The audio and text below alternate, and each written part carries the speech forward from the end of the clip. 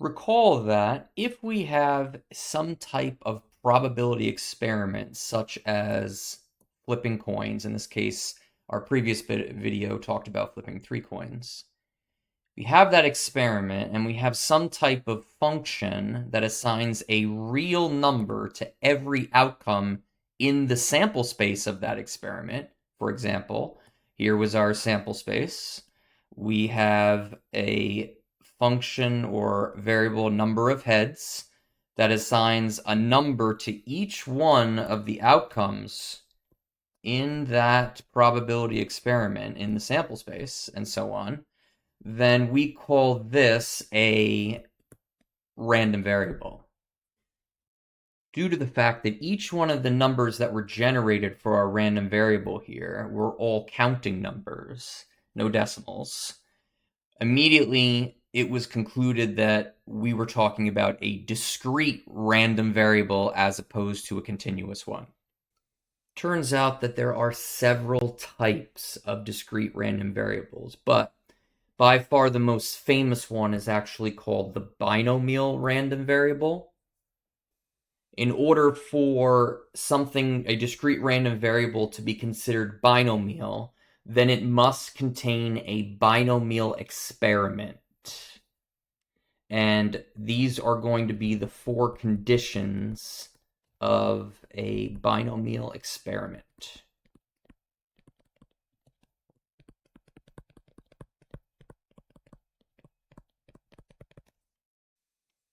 First, there can be only 2 possible outcomes of the experiment. We often describe them as success and failure.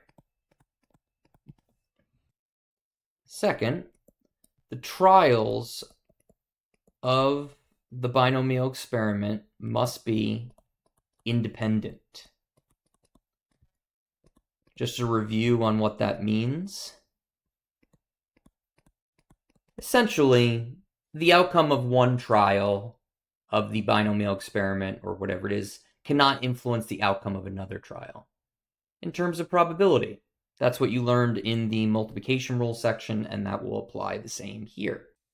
Third, there is a finite number of trials.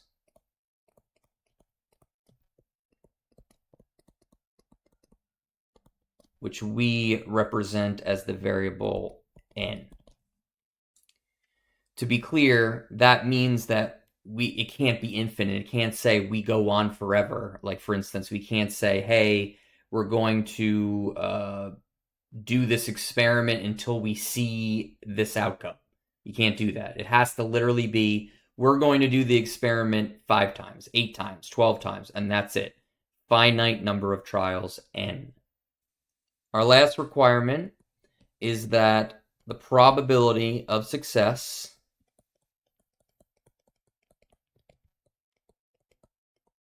which we usually represent as the variable p, is the same on each trial.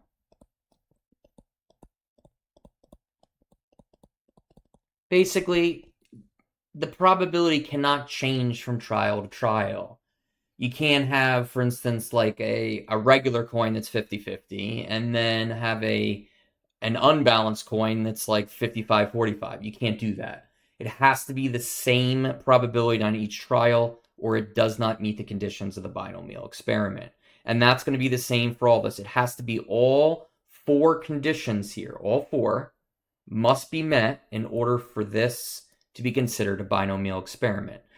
The end game here is that if something is considered a binomial experiment and therefore is considered a binomial random variable, then we're going to be able to use a very fancy and wonderful formula in order to determine probabilities in this binomial setting. Let's just look at some examples here, just to see if there's some understanding of these conditions. It says, determine if the experiment is considered binomial. If it is binomial, identify the variables n and p. If it is not, explain why it isn't. Okay, so letter A, a certain surgical procedure has an 85% chance of success. The doctor performs the procedure on 8 patients. The random variable represents the number of successful surgeries. So the goal here is to use the conditions at the top of the page and verify that they are true. If they are, then we have a binomial experiment. First thing you always want to do in every problem that you come up with is just determine what we're dealing with in terms of a variable. This entire problem is about surgeries, right? So what are we looking at for our first requirement? For the surgeries, are there only 2 possible outcomes, characterized as a success-failure situation? In this case, it's exactly that. The surgeries are either successful or they're not. So therefore, we can say surgeries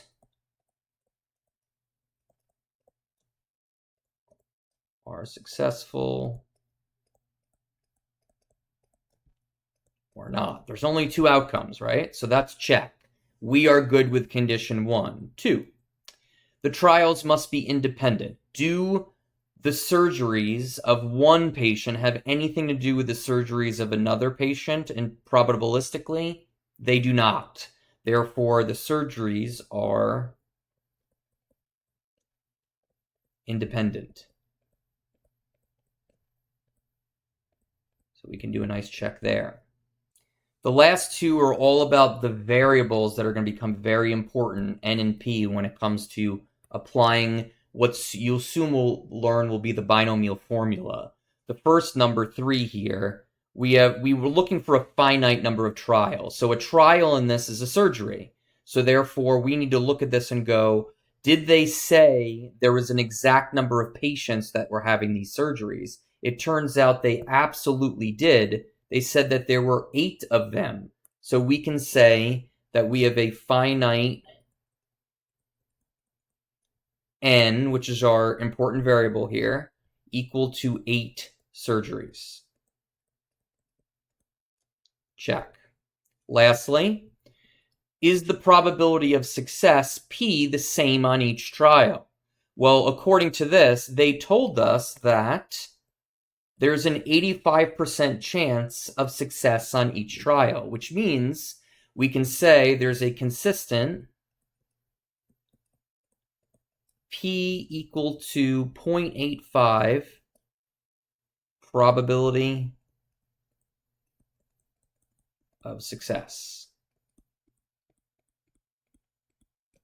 Now, since we know that all 4 of these requirements have been set, we can say that we have met the requirements for a binomial random variable. Now, you don't know why that's important yet, but remember, there's going to be a formula coming that we can use in these scenarios to find probabilities only if we know that it's a binomial random variable. So just keep that in the back of your mind, and you'll see that in a few minutes. Moving on to the next problem, it says flip a coin until you observe a head. In the previous problem, we concentrated on surgeries. This time, we're concentrating on just simply flipping a coin. So when you flip a coin, can we characterize it as only 2 possible outcomes? In other words, a success or a failure. Well, they said observe a head seems to be the success because that's what we're trying to find, which means a failure would clearly be tails. Okay, so writing that out here, you can see we'll have heads will be a success and tails will be a failure. So that's checked off. For step 2, we know we're basically asking ourselves whether flips of the coin will be independent of one another. Well, of course, if you flip a coin here, there, the other way, they don't affect each other probabilistically, so these are definitely going to be independent. So we'll say flips are independent. Abbreviate independent. And next, and 3, what if we are looking for the finite number of trials? Well, if you look at this, it says flip a coin until you observe a head. Well, they don't tell us how many times we're flipping. It's a scenario where it's undetermined how many times it will take, and that's a huge red flag. So there is no finite n for this problem. We don't know what n is going to be. It's unknown, which means that's going to be a big fat X that we're dealing with, and that's going to basically blow up the scenario for us. So we would say that this is not binomial, and we would not be able to use the tools you're going to learn soon, specifically a very fancy formula, in order to find any probability associated with this problem. Okay, let's take a look at this last example just to make sure all of this is good. So it says a jar contains 5 red marbles, 9 blue, and 6 green. You randomly select 3 marbles from the jar without replacement. The random variable represents the number of red marbles. Identifying what we're doing in this problem, we can see that we're clearly picking marbles from a jar, but it is very important to realize that they specifically are looking for the number of red marbles. So that begs the question, can we produce a success-failure scenario for our first requirement of a binomial random variable? Well, a success will absolutely be a red marble. So the question is, can we produce a failure of some kind? And even though there are 3 options for colors, we can absolutely say that the red marble's a success and a non-red marble is a failure. So in other words, a blue or green marble. So again, even though there's more than 2 options, we can still make it into 2 possible outcomes, success, failure, by red and not red. Okay, so number 2. Are successive selections of marbles independent of one another? Now, you might just look at this quickly and be like, sure, you pick a marble out, it has no effect on the next one, but they really they threw a terminology at you that was meant to really throw up a light bulb. And that is this one right here. It says without replacement. And what do we know about all things without replacement? They are always dependent on one another. So we would say something like marble selection is not independent. So right away, this blows it up, and this is going to not be binomial. Now that you know what is required for a random variable to be specifically binomial, and you know that the key variables involved are n and p, n for the number of trials and p for the probability of success, we can move on and talk about the binomial formula. So the binomial formula is actually separated into 3 pieces as such. The aim of this formula, which is what this says right here, is to find the probability of obtaining x successes in n independent trials of a, here we go, binomial experiment. Let's add a little bit of context here. Let's go back to the one scenario we've already proven is a binomial experiment. So because of that, that allows this formula now to be in play for finding probabilities. Again, let's look at this statement. Probability of obtaining x successes in n independent trials. Well, in this scenario, if you recall, we proved that n is 8. In other words, there were 8 patients to have surgeries on. So really quick, that would be our 8 independent trials. Now, if we were interested in, let's say, the probability of 6 successes in 8 independent trials, then that would make our x 6. So we would be basically trying to find the probability of 6, and then we would go ahead and do the formula. But that is the focus of the binomial formula. It allows us to find the probability of a certain number of successes in a certain number of trials. So back to the formula again, remember 3 pieces, right? 3 pieces. If you look at these 2 pieces, The concepts are pretty straightforward. Why? Because we already know that we're going to be getting the value of x and n just from the question that they ask us. They're going to give us the number of trials.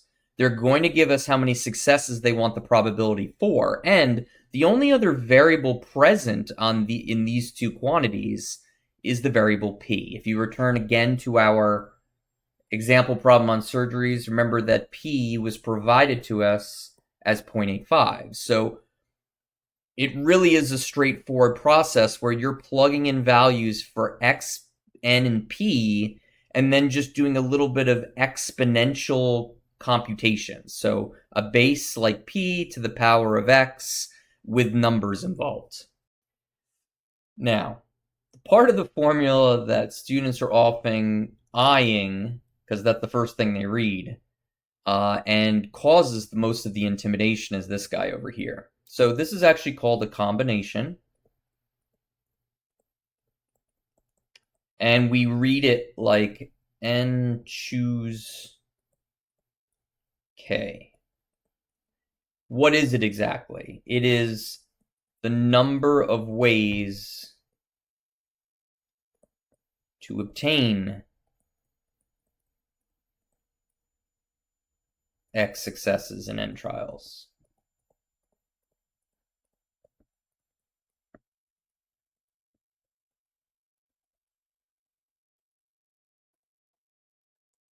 So you might ask yourself, isn't that what this formula is trying to find? No, the formula is trying to find the probability of obtaining x successes in n independent trials. This little piece of the formula is finding out how many ways that could happen. For further clarity on that, because I know that can be a little bit tough for the brain, I just quickly wrote down an aside to help out with that. You guys remember when we were flipping those 3 coins, right? We developed a sample space with a tree diagram and verbally on a couple scenarios. Remember that the goal of those, the focus was the number of heads. So this would be an example of 3 heads. These would be examples of 2 heads. These 1 head and this 0. Furthermore, this would definitely be a binomial experiment. We have success, failure. Success is heads. So failure is tails. We have independent trials. So flipping coins don't affect the next time you flip a coin. We have a fixed number of trials. This would be our n right here, 3. And we have a probability of success, which is 0.5. Flipping a head versus flipping a tail. Therefore, we should be able to use the binomial formula in order to accomplish what we're out to look for. So what are we accomplishing? Let's say, for argument's sake, we concentrate on these 3 components over here of the sample space, which is having 2 heads. What does this also mean? This also means that we are looking for 2 successes because we've already quantified heads as a success. So if we go to our formula over here, that means we're looking for 2 successes in how many trials? Well, we said 3 trials. So clearly we have a binomial experiment, we have 2 successes, we have 3 trials. This is a perfect application of the binomial formula. So how does that apply to this, which is the point of my aside? Well, if we're trying to find the number of ways to obtain 2 successes in 3 trials, then go over here. In how many ways were we able to get 2 successes, i.e. 2 heads? Well, there were 3 ways to do that, which means this number right here, this combination would have ended up being the number 3. Just like if I had taken this one instead, there's only one scenario where we have 3 heads in 3 trials. So therefore, the number 1 would end up here. So the only thing left to do is figure out how we actually calculate that without having to write out this giant aside for every scenario we run into. Well, it turns out, at least in my class, you're going to be using your calculator, your scientific calculator, in order to find this value, this combination. I did post videos on Canvas that will help with that, but I also don't want to leave this as, hey, just use your calculator. I want to show you where that calculation actually comes from. So in other words, what is the formula n choose x actually equal to that allows us to find the number right here that's supposed to go there? Well, it turns out that it's equal to an even funkier looking formula itself. So remember, this says n choose x is always equal to n factorial over x factorial times n minus x factorial. Okay. Remember that anything factorial, here's another aside, so let's go back into the math world of things. Remember that if we were to write 5 factorial, that is the same as 5 times 4 times 3 times 2 times 1, which would be equal to, it looks like 20, 60, 120. So that's just a typical mathematical computation you might have seen before, maybe you haven't, but that's how you calculate it. So in this scenario right here, how would we obtain this formula to get the number 3? So let's talk about n. Well, we already said that n was 3, so the numerator would be 3 factorial. X would be the number of successes, or the number of heads we're looking for, so that would be 2 factorial. And then all we have to do is subtracting those factorial. Doing the math, we would get 3 times 2 times 1 for the top. Over here, we would get 2 times 1. Over here, this would just be a 1 right here, so 1 factorial is just 1. If we do the math, we're going to get 6 over 2, which is, ta-da, 3. Just like that. So it turns out that, yes, this formula could be used, and yes, it's provided on the formula sheet, but again, you're going to go and most of you at least, are going to go on your calculator, follow the videos, or Google your calculator and figure out how to find a combination, and that will get you the number you need. Okay, so I don't want to leave you hanging with this specific example because most people want an ending here to what's going on here. So what if I was trying to find the probability of 2 heads in 3 tosses? Well, what would that be? Well, right here, x represents, again, the number 2. So I'm trying to find the probability of 2 successes in 3 trials. So what would that look like from scratch, entering it in the formula? Well, remember we have, let's get rid of this arrow for a second here. We have n is 3, p is 0.5, and x is 2. So all we have to do is enter those values into the formula above, and you will see what you get. So we're going to get 3 choose 2 times the probability 0.5 to the second times 1 minus the probability 0.5 to the n minus x. So this here is n and this is x. So it's going to be 3 minus 2. Okay, so normally you would go and grind away in your calculator. You would get 3 for this. I'll just simplify. This doesn't need simplification. This does. This is 0.5 to the 1. You would go in your calculator and you'd end up with a probability of 0.375.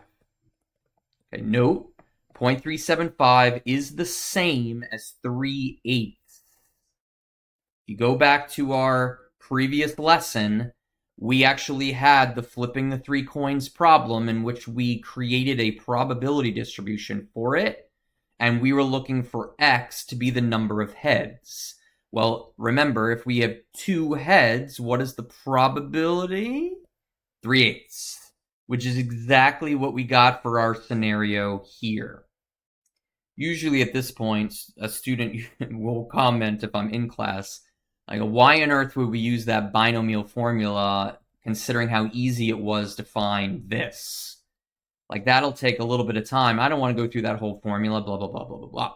So here's the issue. So this scenario here was easy because it was a 50-50 shot at heads, tails. Once you change the probability to something other than 50-50, then the weighting involved with the probability changes the whole ball game, and then the formula becomes absolutely essential to finding any probability involved with the binomial experiment. Okay, so let's do some examples here. It says 17% of victims of financial fraud know the perpetrator of the fraud personally.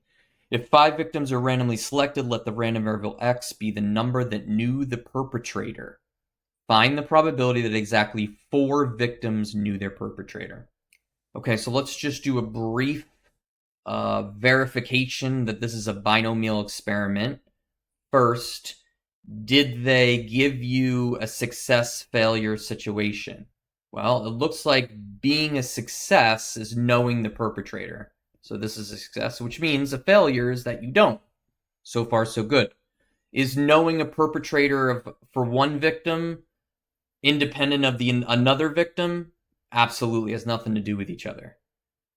What about N and P? Are there a fixed number of trials? It looks like yes, 5, so that's N. Is there a consistent probability for knowing the perpetrator? Absolutely. They gave you it in words right here, 17%, which means we officially have a binomial experiment, which means we can apply the formula directly. Revisiting what they were asking for here, find the probability exactly 4 victims knew their perpetrator. Remember, this is a success. So we're looking for 4 successes, which is our value of x. Remember that our binomial formula, which is n choose x, p to the x, 1 minus p to the n minus x. The key is that we know that the variables n, p, and x are key.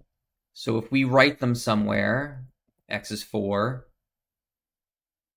n is 5, and p is 0.17, then we're already halfway there. We are looking for the probability of 4 successes. So plugging in the numbers, we are going to get 5 choose 4, 0.17 to the x, which in this case is a 4, 1 minus 0.17 to the n minus x, which is 5 minus 4. Cleaning up the formula a bit, if you do 5 choose 4 in the calculator, you are going to get 5. Keep this for now. 1 minus 0.17 is 0.83, and 5 minus 4 is 1. Putting this into your calculator, just as you see it with the parentheses, you will get 0.0035, and this is the probability that exactly 4 victims knew their perpetrator. Just like I've done previously, I want to expand a little bit on this just to make sure you fully understand what this formula is doing. Again, seems to be very common in this in this video. Let's do an aside. So let's just say we have 5 victims in this problem, right? So we're going to, basically that's 5 people, right? We'll use each one of these blank spots is a victim of fraud. So suppose that we're trying to find the probability of 4, just like in this problem. So that would be 4 successes and 1 failure. So what is one scenario of 4 successes? It would be like, let's take the first 4 people. They were victims and this person wasn't. Well, what if I wanted to find the probability of that scenario? Well, it would be the equivalent of saying the probability of the first person is a victim, and then the second person is a victim, and then the third, and then the fourth, and then the fifth is not a victim. So what does that look like? That looks like a probability of 0.17 for being a victim, 0.17 for, again, being a victim, 0.17, 0.17, but then 0.83 for not being a victim. So if you look at this really closely, look at the probability in which it develops. Look at this sucker, folks. Look at this. So all this is right here is the multiplication rule. That's it. We've already done that before. We've already worked on that. That's all it is. Okay, so what's this about then? Because students might be like, well, isn't this just the answer then? No, because this is only one scenario of having 4 successes. According to this, there are 5 total success scenarios. Well, let's list them out just to make sure everybody understands. So what if we move the F over here? What if we move the F over here this time? What about here? And finally in the beginning. Believe it or not, these 1, 2, 3, 4, 5 are the only scenarios in which you can have 4 victims in 5 total possibilities. So that is where this 5 comes from, because each one of these scenarios is this probability. We need 5 of them in order to make this work, which is why this formula is so brilliant in figuring out binomial probabilities.